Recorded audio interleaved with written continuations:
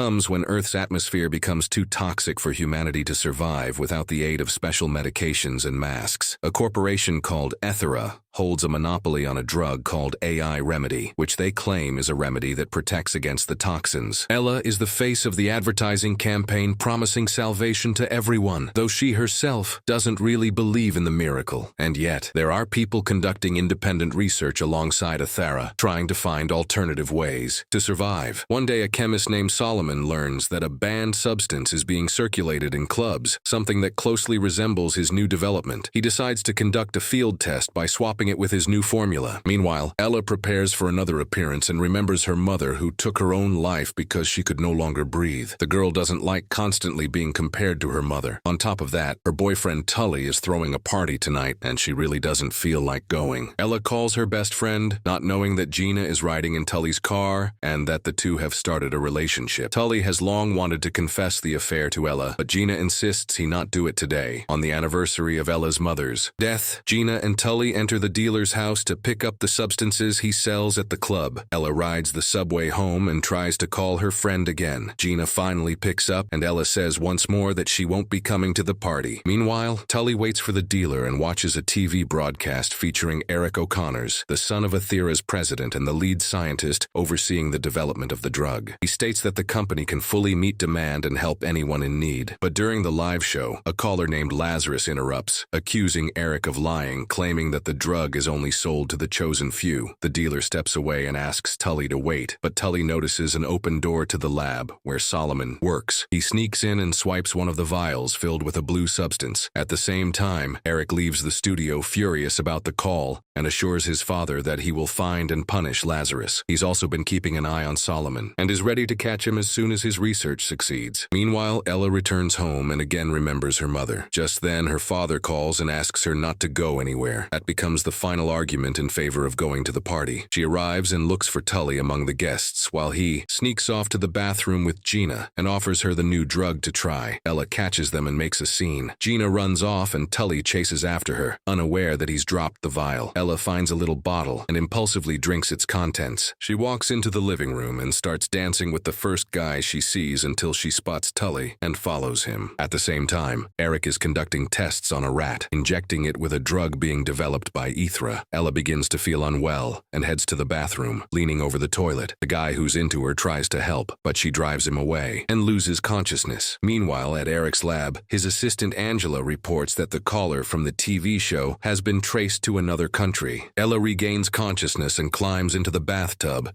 confused by what's happening to her body. Eric receives a call from his son Max, who lives with his mother, saying he wants to come visit. At the same time, the dealers Tully stole from arrive at his house, but they're actually members of the resistance. Upon seeing them, Tully bolts for the bathroom, but they catch up to him. Ella hides underwater and goes unnoticed. Tully claims he doesn't know where the drug went, but they don't believe him. Solomon orders them to retrieve it at all costs. After they leave, Ella emerges from the water and admits to Tully that she took and drank the drug. He runs after Solomon's people, locking Ella in the bathroom, but when they return, the girl is nowhere to be found. Tully snatches a gun from one of the guys. The man tries to take it back. A shot is fired, and Tully is wounded. Solomon's people leave, not wanting trouble with the police. Lying on the floor, Tully suddenly sees Ella hanging from the ceiling. She jumps down and, horrified, shows him her mutagenic changes, including enhanced strength. She leaves, but notices that Solomon's people are still in the house and returns for Tully. At that moment, Gina pulls up to Tully's house. Ella smashes the reinforced bathroom window, which alerts Solomon's men. They chase after the couple as Ella and Tully try to escape across the rooftop. Gina sees Tully balancing on the edge and, not realizing that Ella is trying to save him, assumes she's pushing him. Tully slips and falls to his death. Solomon yells at Ella to come with him, saying only he can help her. But just then, the police arrive at the house. Ella flees the scene. Running into the street, she collapses in front of a car. The same guy who had tried to help her at Tully's house is behind the wheel. He takes her away. Later, Gina tells the police that Ella killed Tully. Meanwhile, Eric's operatives who've been monitoring Solomon report a strange girl suddenly involved in the case, someone the scientist desperately wants to find. Eric orders them to locate her. The guy brings Ella home and kisses her, but she regains consciousness and pushes him away. Horrified to see a spike growing out of her elbow, the guy runs off and she rushes to the bathroom bathroom where she sees her body changing. Growths and cutness spurs forming on her skin. Terrified, she puts on loose clothes and a mask, then heads to the hospital. But when she shows a nurse the changes, the nurse orders her into quarantine and calls for security. Ella hides in the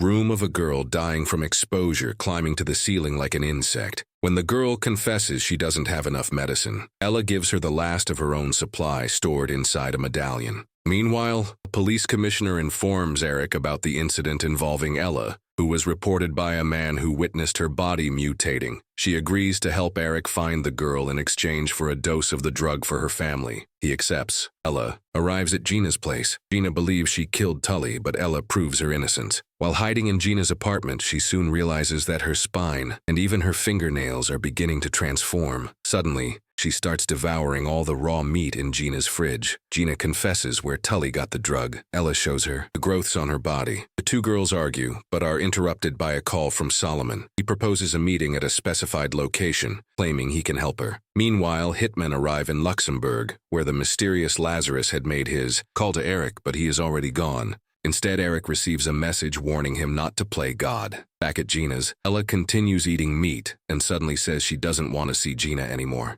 Gina returns the headset Ella once gave her as a gift. Eric calls his father, but the elder O'Connors only wants to be updated on results. Ella is captured by Solomon's people. Gina watches from a nearby car alongside Eric's operatives. They all witnessed Solomon bringing Ella to his lab where she's strapped to a chair, but she easily tears through the restraints using the spikes growing from her arms and grabs a knife. Solomon explains that she's craving meat because her metabolism has accelerated. But suddenly, police alerted by Gina storm in and arrest both Ella and Solomon. Ella is immediately charged with Tully's murder. The commissioner reports everything to Eric. Sitting in a holding cell, Ella discovers that one of her ears has died off, and something strange is growing in its place. She accuses Solomon of turning her into a monster, but he explains that within a few years, humanity will be extinct. And beings like her, mutants with enhanced abilities, will take their place. Eric arrives and takes both Solomon and Ella. After Ella shows him her mutations, he promises to cure her and punish Solomon. Eric transports them to Athara's research facility, promising Ella that he'll call her father in London. But instead, she's subjected to a series of tests, which reveal that her DNA includes a branch of non-human genome.